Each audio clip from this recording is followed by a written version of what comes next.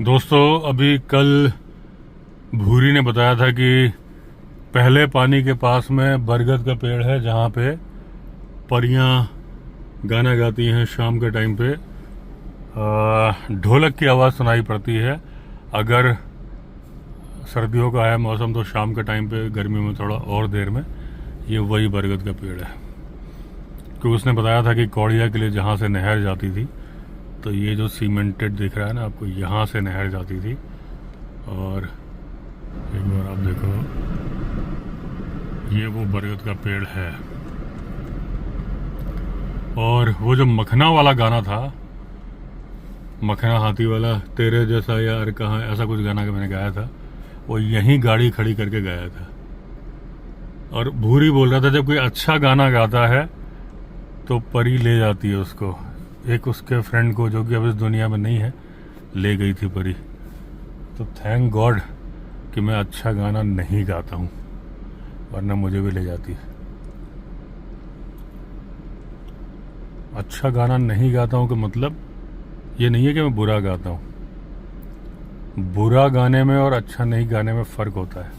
बताऊँ कितना फ़र्क होता है? अये है ओए होए, अये है ओए होए, प्यार हुआ बदोबदी, मौका मिले कदी कदी, अये है ओए होए, ओए होए, अये है बदोबदी बदोबदी। कुछ समझ में आया? हाँ, बस यही फर्क होता है। अभी मैं ऋषिकेश से लौट रहा हूँ। कल शेखर के साथ वीडियो शूट किया था और भूरी ने भी जो बातें बताई थी उसमें एक जिक्र किया था काली नदी। दोस्तों, ये कटी घाटी जो है ना, इसके पास ही एक पानी आता है ऊपर से, उसको काली नदी बोलते हैं। उसके ऊपर एक मंदिर है। यहीं पे पहले शमशान था, बच्चों का शमशान अभी भी यहीं पे है। बड़े लोगों को तो अब गंगा नदी पे ले जाते हैं क्योंकि गाड़ियां हो गई। तो यहीं कहीं से एक रास्ता है जो ऊपर जाता है, तो वो काली नदी बोलते हैं। और ऊपर लोहासुर एक मंदिर है। तो पैरानॉर्मल एक्टिविटीज़ काफ़ी बताते हैं यहाँ पे। और मेरा भी जो एक एक्सपीरियंस हुआ था गाड़ी में हाथ मारने वाला, यहीं पीछे ही हुआ था। तो ये है वो जगह जो आप देख रहे हो। ये मैंने आपको बताया, हाथी भी नमक चाटने आते हैं यहाँ पे। तो यहीं पे है काली नदी और वहीं से ऊपर जाने का रास्ता है। अगली पैरानॉर्मल एक्टिविटी वाली जगह मैंने दिखाई थी, जो कि मुझे रिसेंटली अभी कल या परसों ही मालूम चला। भूरी ने बताया कि वहाँ लोग, गांव वालों का बोलना है कि परियां गाना बजाना, ढोलक मंजीरा वगैरह गाने बजाते हैं। और लोगों का यह कहना है कि एक अगर कोई अच्छा गाना गाता है, देखिए काली नदी यहाँ है दोस्तों, मैं दिखा दूँ आपको, ये देखिए।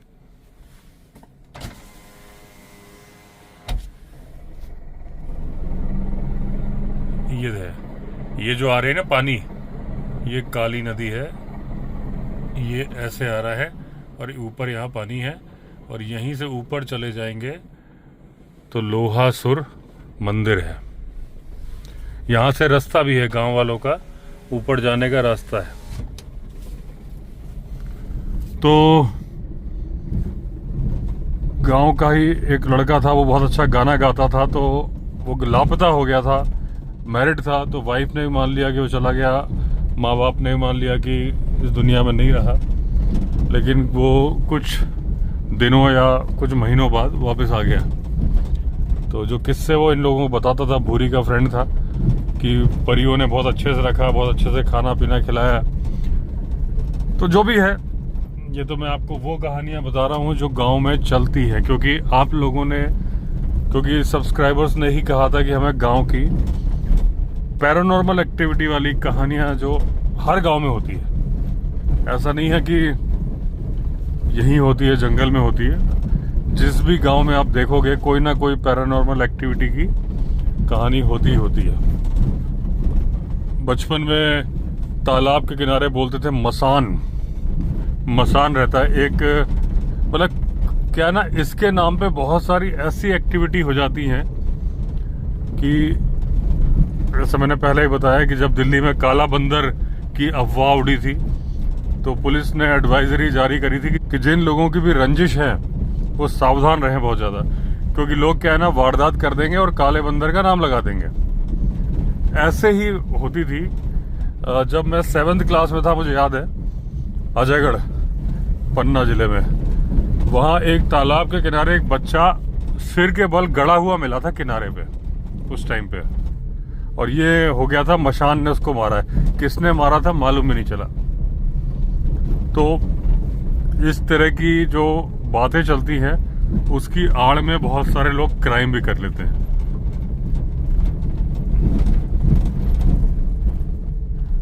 तो लेकिन जो बातें हैं, जब जंगल की जानवरों की कहानियां बताता हूं तो फिर ये भी, क्या इनकी गाड़ी बंद पड़ गई कि क्या हो गया, क्या करना चाह रहे हैं?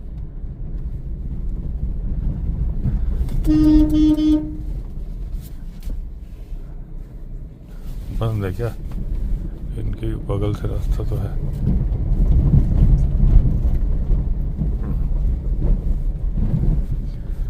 तो ये थी वो एग्जैक्ट जगह जहाँ हाथी खड़ा था, वो मखना हाथी मुझे जब मिला था पिछली ड्राइव में, मैं भूल गया था बताना।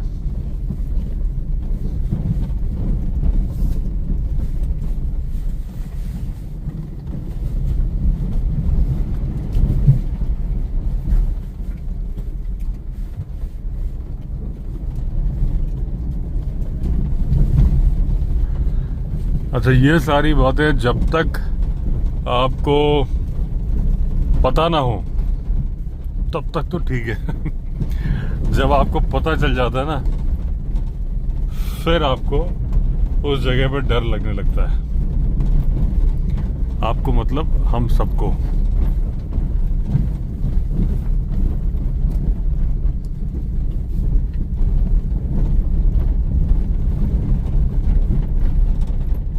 पीकॉक बहुत है, सबकी टेरिटरी है। ये वाला कल भी मुझे यही मिला था, कल मतलब परसों। एक वहां है,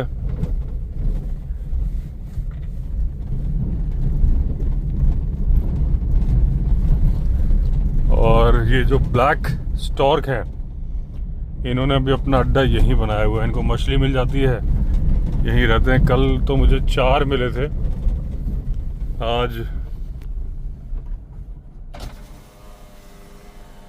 अभी देखिए एक दिख रहा है ये।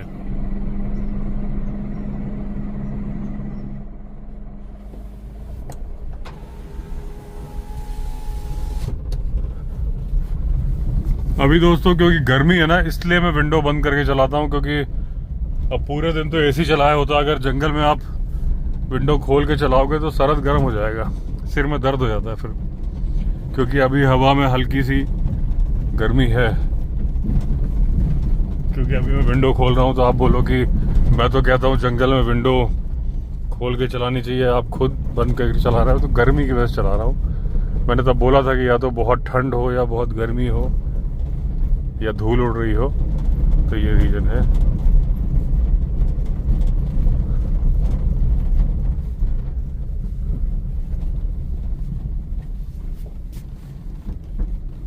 अब यहाँ पे मुझे आपको वो बरगद का पेड़ दिखाना था दोबारा, लेकिन एक कपल बैठा है तो मैं उस तरफ कैमरा करता हूँ, उनको लगता है उनका बना रहा हूँ। तो ये देखिए, ये जो है ये है वो बरगद का पेड़। ये देखिए, इस बरगद के पेड़ में यहाँ पे बताते हैं कि ढोल मंजीरे बजते हैं और परियों का अड्डा है शाम के टाइम पे यहाँ पे। हालांकि मैं रात को भी आया हूँ, लेकिन कभी मैंने नोटिस नहीं किया था इस जगह पे। अब मैं करूँगा ज़रूर। देखिए एक बार्किंग डियर यहाँ खड़ा हुआ है। ये विंध्यवासिनी माता मंदिर के नीचे की बात है। ये देखिए, इससे काफ़ी कुछ आपको इसकी स्किन वगैरह सब मालूम चल जाएगी। ये देखिए, इसका फेस, स्नाउट, कान, अलर्ट, भागा भागा भागा।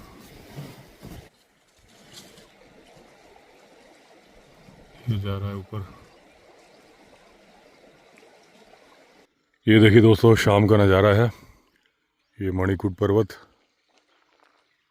ये अभी बोरिंग कराई थी मैंने, दिखाई थी आपको। किसी रिजॉर्ट की बोरिंग है, उससे पानी निकाल रहे हैं। थोड़ा पानी निकालने के बाद पाइप की फिटिंग करेंगे।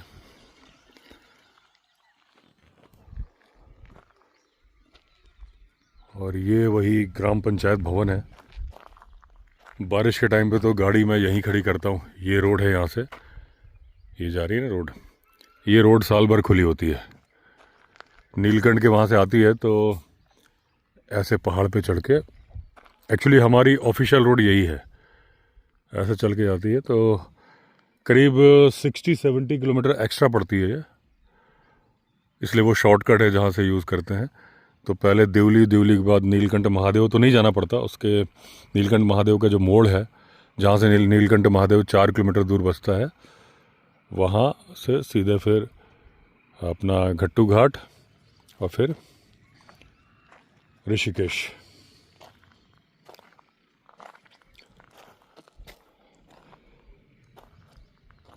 अभी गाड़ी आ रही है, मेरे ख्याल से शेखर की गाड़ी है, जिसका भी मैंने रिसेंटली इंटरव्यू लिया था, जो कुछ भूत प्रेत की घटनाएं बताई थी वो। यहाँ पे भी एक क्रिकेट फील्ड है, इन बेर की झाड़ियों के पीछे क्रिकेट का फील्ड है। 14 जनवरी को फाइनल होता है टूर्नामेंट का, दिसंबर में टूर्नामेंट होता है। आसपास के सारे गांव के अलग अलग टीमें आती हैं, एक एक गांव की एक एक टीम होती है, और अवार्ड फंक्शन यहाँ पे होता है। मुझे भी जो एक यमकेश्वर गौरव का उन्होंने अवार्ड दिया था विधायिका जी ने, वो इसी स्टेज से दिया था। मेरे बदले में शमशेर ने लिया था। अभी मैं यहाँ पे हूँ, वीडियो क्या बनाना है, बस गाड़ी लेके आ गया हूँ, क्योंकि यहाँ पे एक पूरा, कई बार टाइगर की रोर भी सुनाई पड़ती है, लेकिन पूरा एक व्यू आ रहा है ना चारों तरफ का। ये रोड जाती है भालू घाटी की तरफ। तो मैं बर्ड्स की आवाज़ सुन रहा था, वीडियो बनाने नहीं आया था। वीडियो तो मैंने अभी शुरू कर दिया, ऐसे ही बना था, कुछ याद आ गया। तो जब वो बैठे थे नदी किनारे, तो अचानक से सांबर डियर, जैसे मान लीजिए नदी यहाँ से, ये भी नदी ही है, ड्राई रिवर है। नीचे इसमें अंडरग्राउंड पानी बहता है। वो जो बोरिंग से पानी निकल रहा है, एक्चुअली वो अंडरग्राउंड पानी ही है। हर जगह खोदो तो नहीं निकलता है, जहाँ से धारा जा रही है ना, क्योंकि इसमें आगे से पत्थर इतने टूटते हैं कि पानी अंडरग्राउंड है। और अगर ये अंडरग्राउंड पानी नहीं है, तो फिर आगे जाके पानी आता कैसे है? आगे जाके पानी निकल आता है तो कहीं से पीछे से आ रहा है, तभी तो वो बोले कि जब सांबर डियर की आवाज़ आई, तो अगर मैं अपने जवानी के दिनों में होता तो अपनी राइफल उठाता और जंगल की तरफ दौड़ पड़ता। लेकिन मैं उम्र के उस पड़ाव पे हूँ कि मैं आवाज़ सुनने को पसंद करता हूँ। ये क्या है भाई? नहीं, ये तो खुर है, ये पगमार्क नहीं है। 2 खुर एक साथ रख दिए ना, इसलिए ऐसा लग रहा है कि पगमार्क है। यहाँ मालूम चल जाएगा। पगमार्क तो हैं, वैसे मोर के भी हैं, और ये लेपर्ड के भी हो सकते हैं, कुत्ते के भी हो सकते हैं, क्योंकि साइज तो बड़ा है।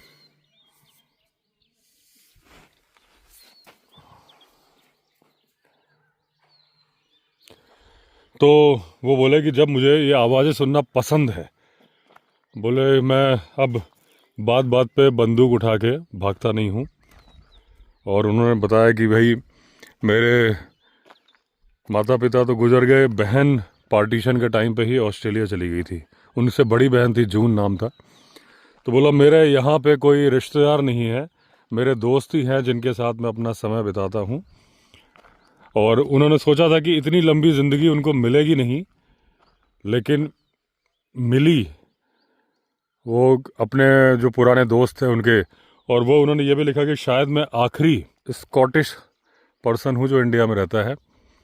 और मेरे साथ के सारे दोस्त ऊपर चले गए। ये देखिए लंगूर बैठ के आराम से खा रहा है और मुझे देख रहा है। तो सारे ऊपर चले गए, और मुझे लगता है अब मेरा नंबर आएगा, लेकिन नंबर नहीं आता है।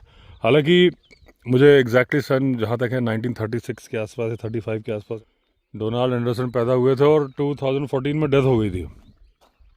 तो बहुत ज़्यादा उम्र तो थी नहीं उनकी, अगर 30, क्योंकि 30 के आसपास उनकी सिस्टर पैदा हुई थी 34-35 के आसपास भी थे। अगर 34 भी मान ले तो 70, मेरे ख्याल से 80 साल की उम्र तक जिए थे। हालांकि उनके पिताजी कम जिए थे।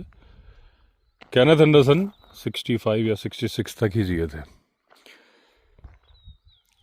तो ये बात मुझे कहाँ से याद आई, ये बात ये याद आई कि जो, हाँ, उन्होंने ये बोला कि कोई कैसे, कई लोग बोलते हैं इस बात की कल्पना नहीं कर पाते कि सिटी लाइफ के बाहर भी कोई जीवन जी सकता है। इस बात से मुझे ये बात याद आई थी कि दोस्तों, वो तो बेंगलोर की लाइफ से जंगल में जाते थे, मैं दिल्ली की लाइफ से यहाँ पे आता हूँ। इंदिरापुरम भी दिल्ली ही है, 6 किलोमीटर है केवल दिल्ली से, और उसके पहले मैं दिल्ली में ही था। तो लाइफस्टाइल सब वही है, उल्टा ज़्यादा ही हमारे यहाँ मल्टी स्टोरीज़ है पूरे इंदिरापुरम में, तो ज़्यादा ही हैपनिंग सा लगता है। लेकिन जो यहाँ अच्छा लगता है मुझे, तो जब मैं पढ़ रहा था मुझे याद आया कि देखो, उन्होंने तब बुक लिखी कि कई लोग कल्पना नहीं कर पाते कि जंगल की लाइफ कैसी हो सकती है, लेकिन मैं तो कल्पना कर सकता हूँ, मैं जी भी रहा हूँ ज़िंदगी। और थैंक्स टू यूट्यूब कि मैं यहाँ बैठ के पैसे कमा लेता हूँ, घर भेज पाता हूँ। नहीं तो बिना पैसे के फिर आदमी कैसे रह सकता है, फिर तो जाना ही पड़ेगा दिल्ली कमाने के लिए। अभी कई लोगों ने बोला कि आप ये मुझे बताओ कि जिम कॉर्बेट की जो बंदूकें हैं, गन्स हैं, वो कहाँ हैं। तो दोस्तों, जिम कॉर्बेट की जो सबसे पहली बंदूक उनको मिली थी ना, वो थी भरमार बंदूक, और वो टूटी हुई थी। उसकी एक जो बैरल थी ना, वो ख़राब थी, राइट बैरल ख़राब थी। तो इवन जब बाद में उन्होंने गिफ्ट में दी थी मेरे ख्याल से कुंवर सिंह को गिफ्ट में दी थी शायद, तो वो तब भी बैरल टूटी थी। तो कुंवर सिंह ने भी लेफ़्ट बैरल की तारीफ़ की थी, ये नहीं बोला था कि राइट बैरल ख़राब है, ये बोला था देखो लेफ़्ट बैरल कितनी अच्छी है। और जिम कॉर्बेट उस बंदूक से ही शिकार करते थे। 10 साल की उम्र में उन्होंने पहला लेपर्ड मारा था उस बंदूक से ही, और केवल लेफ़्ट बैरल का यूज़ करते थे क्योंकि राइट बैरल इस लायक थी नहीं कि उसका इस्तेमाल किया जा सके। और दूसरी बात दोस्तों, जिम कॉर्बेट अंग्रेज़ थे, अंग्रेज़ों का शासन था, और हमें लगता है कि जिम कॉर्बेट बहुत पैसे वाले थे। ऐसा नहीं है, जिम कॉर्बेट बहुत पैसे वाले नहीं थे। अंग्रेज़ लोग पैसे वाले होते थे, लेकिन ये बड़ी ही सिंपल लाइफ जी थी इन्होंने, क्योंकि बड़े परिवार में इनके ऊपर मतलब 2 फैमिलीज़ की जिम्मेदारी थी इनकी मदर पे। फादर तो एक्सपायर हो गए थे बहुत जल्दी। बड़ा भाई वो था, बड़ा भाई टॉम पोस्टमास्टर था, तो दोनों के बच्चे पालना था, तो काफ़ी बड़ी रिस्पॉन्सिबिलिटी थी। इवन जिम कॉर्बेट जब ट्रैकिंग पे जाते थे ना, नंगे पैर जाते थे। और जो लाइफ जी उन्होंने, पहली लाइफ भी देखिए, क्लर्क के रूप में नौकरी स्टार्ट करी थी, और उसके बाद जब जैसा मौका मिला, मौका में घाट पे कॉन्ट्रैक्टर बन के गए थे। छुट्टी से टाइम निकलता था तब आके यहाँ शिकार करते थे मैन ईटर्स का, फिर चले जाते थे। तो भले ही उनके पास एक काला डूंगी में मकान था, लेकिन और एक नैनीताल में भी था गरनी हाउस, लेकिन आप ये मत समझो कि वो पैसे वाले थे, क्योंकि जहाँ तक मुझे जानकारी है कि जब उन्होंने काला डूंगी वाला मकान बेचा था ना, तो जिसको बेचा था 14,000 रुपये में, वो 14,000 रुपये का कर्जा था उनका। वो कर्जा चुकाने के बदले में उन्होंने वो बेचा था। हालांकि 1940 के बाद जब इन्होंने बुक लिखी थी ना, मैन ईटर्स ऑफ कुमाऊं, हालांकि उसका बहुत सारा पैसा इन्होंने डोनेट कर दिया, लेकिन जब बुक्स लिखनी शुरू करी तो इतनी सुपर हिट गई वो बुक। 1940 के पहले इंडिया के बाहर जिम कॉर्बेट को कोई नहीं जानता था। इतने साल 1907 से इतना शिकार कर रहे थे, इंडिया में ही थे। कभी कभी जैसे बैचलर्स ऑफ पवलगढ़ या कुछ कंट्रोवर्सीज हुई, तो इंडिया में मीडिया ने उनके खिलाफ लिखा था, ब्रिटिश मीडिया ने भी लिखा था, लेकिन एक एवरेज सी बात थी। लेकिन वो क्या उनकी लाइफ थी, उन्होंने क्या किया, ये सब मालूम चला 1940 के बाद जब उन्होंने बुक्स पब्लिश करी। केनेथ एंडरसन ने भी बहुत अच्छा लिखा है, उनको भी उनकी लाइफस्टाइल, उनकी सब चीज़ के बारे में बुक से ही मालूम पड़ा। हालांकि केनेथ एंडरसन पैसे वाले थे। केनेथ एंडरसन के पास में जो मकान था, उनकी हवेली नुमा मकान था, जिसमें वो रहते थे, लाल रंग का मकान, जो इन्होंने डाकू को भी बोला था उसको कि वहाँ आ जाना, एंडरसन दोराई मेरा नाम है। इनके पास पैसा था, कॉर्बेट के पास नहीं था उतना। एवरेज सी मिडिल क्लास लाइफस्टाइल थी। 1940 के बाद वो तो थोड़ा इकोनॉमिकली कंफर्टेबल हो गए थे, जो रॉयल्टी वगैरह बुक्स के पैसे मिलने शुरू हुए थे, उससे उनकी लाइफ थोड़ा सही हो गई थी। 10 साल की उम्र में जिम कॉर्बेट ने नैनीताल वॉलंटियर राइफल्स ज्वाइन किया था शूटिंग सीखने के लिए। हालांकि उम्र बहुत कम होती है, लेकिन उन्होंने किया था। और एक सार्जेंट मेजर से .450 मजल लोडिंग गन लोन पे ली थी। और उससे पहला लेपर्ड मारा था, चेस्ट शॉट मारा था। पहले शॉट पे चेस्ट पे गोली लगी, वो चट्टानों के पीछे छिप गया लेपर्ड। उसके बाद ही उन्होंने फॉलो किया, फिर हेड शॉट मारा, तब वो लेपर्ड मारा था। जो जिम कॉर्बेट की जो डबल राइफल पहली उन्होंने ओन करी थी, वो थी 400-450 WJ जेफरी। बड़ी अच्छी राइफल थी, पसंद भी बहुत थी जिम कॉर्बेट को। लेकिन 1907 में गवर्नमेंट ने रेस्ट्रिक्शन लगा दिया इस बंदूक को सिविलियन लोगों को रखने के लिए, इंटरनल सिक्योरिटी की वजह से, क्योंकि आज़ादी के आंदोलन वगैरह चल रहे थे, जो भी रीज़न था। इसके बाद इन्होंने .470 खरीदी। वो अलाउड थी और परफॉर्मेंस में सेम थी जैसे 400 450 की परफॉर्मेंस थी। जेफरी की जो इनकी शॉटगन है वो शायद मुक्तेश्वर में है अभी। एक मिस्टर बिस्ट है उनके पास है, और ये बड़ी हल्की बंदूक है, यूज़ करने में बड़ी अच्छी थी। इन्होंने 1500 रुपये की खरीदी थी, क्योंकि इस बंदूक को जिम कॉर्बेट देके गए थे शेर सिंह की फैमिली को, शेर सिंह को। जब शेर सिंह बूढ़े हो गए, और बंदूक का रख रखाव बहुत मेंटेनेंस मांगता है, बहुत ख्याल रखना पड़ता है बंदूक का, ऑयलिंग वगैरह, साफ़ सफाई। जब उन्हें लगा कि वो नहीं कर पाएंगे, तो उन्होंने फिर बेच दी थी किसी और को, और उनसे खरीदी इन्होंने, बिस्ट जी ने। मुक्तेश्वर में अभी भी वो बंदूक है। ये 12 बोर जेफरी एंडरसन भी यूज़ करते थे। देखिए अब ये बार्किंग डियर कॉल होने लगी यहीं से। यहाँ पे वाटर पॉइंट है ना, यहाँ टाइगर होता है।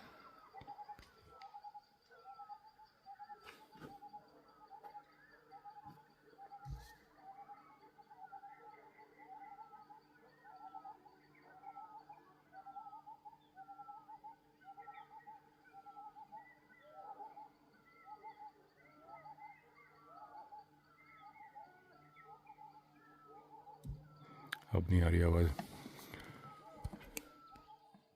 ये देखिए बेर की झाड़ियों का जंगल, मैंने अभी रिसेंटली भी दिखाया था।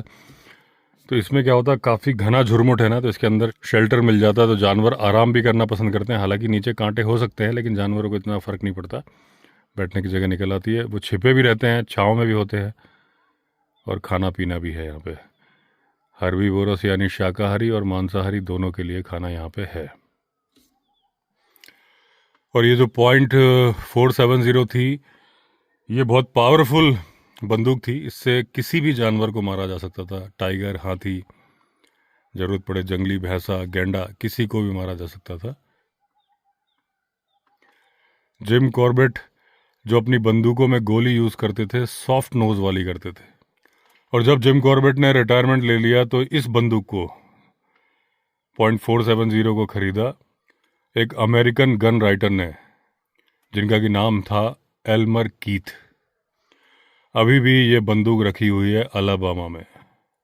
जिम कॉर्बेट की एक बड़ी फेमस बंदूक थी .275 रिग्बी। ये बोल्ट एक्शन राइफल थी। इससे चंपावत मैन ईटर भी उन्होंने मारा था, और रुद्रप्रयाग मैन ईटर भी इसी बंदूक से मारा था। और अभी ये बंदूक है रिग्बीज लंदन कलेक्शन, जो उनका म्यूजियम है, वहाँ पे रखी हुई है बंदूक। और इसका जब ऑक्शन किया गया था, क्योंकि रिग्बी ने जिम कॉर्बेट के बारे में पूरा डिटेल देके जब लोगों को बताया था, जब ऑक्शन किया था, तो ये बिकी थी $2.5 लाख में।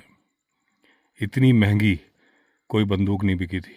एक और बंदूक उन्होंने खरीदी थी मेंटन कैलकाटा से, उसके बारे में जिक्र किया था, .275 वेस्ले रिचर्ड्स।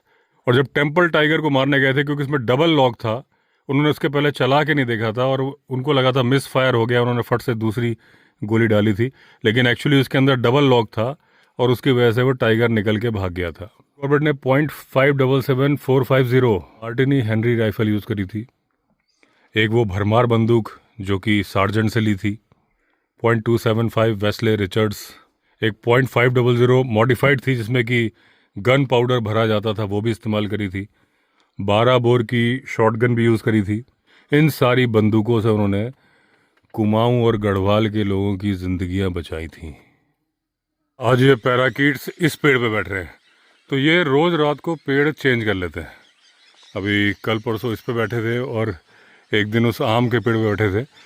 तो सिक्योरिटी रीजन की वजह से, ताकि शिकारी पहुंच ना जाए रोज़ के, तो रोज़ ये एक ही इलाके में रहते हैं लेकिन पेड़ चेंज कर लेते हैं। तो यहीं से लेपर्ड ने अपनी स्वाइंग आवाज़ करी है।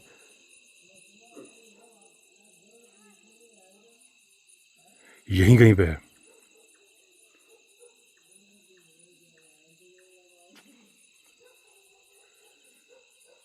अब कुत्ते भौंक रहे हैं, एकदम से पीकॉक भी बोला। अभी मैं गेस्ट के साथ छत पे बैठा था यहाँ पे, और यहीं से बोला एकदम। स्टाफ मुझसे दिल्ली से फ़ोन से बात करी थी, मैंने जल्दी से फ़ोन काटा।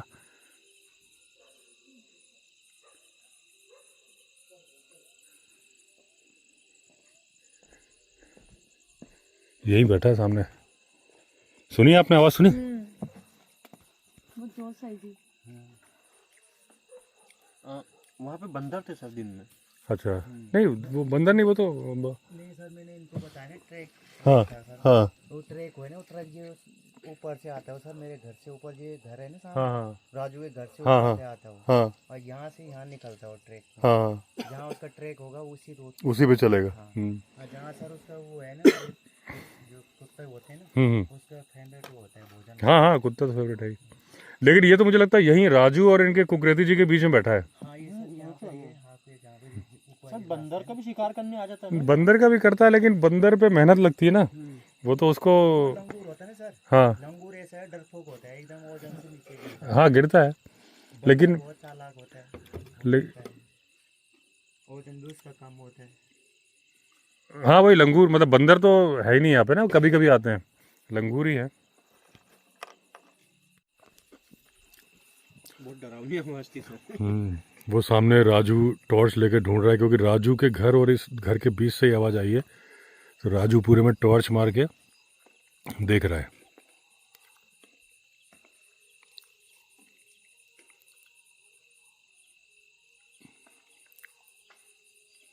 वो देखिए टॉर्च दिख रही है ना आपको, तो वो राजू ये पिकॉक बोला पीछे से।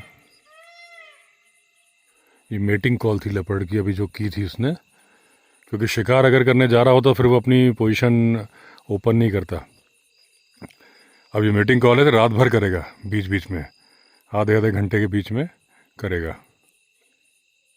लेकिन राजू डर गया है तो नीचे देख रहा है भाई कहाँ बैठा है, क्योंकि जानवर है ना उसके। अभी राजू ने पटाखा फोड़ा है, तो मैं तब फिर फ़ोन पे जब जब इवेंट हो रहे हैं तब मैं फ़ोन पे ही रहता हूँ। तो अभी उसने एक बम फोड़ा वहाँ से। राजू बघेरा है क्या? राजू बघेरा है क्या? बघेरा?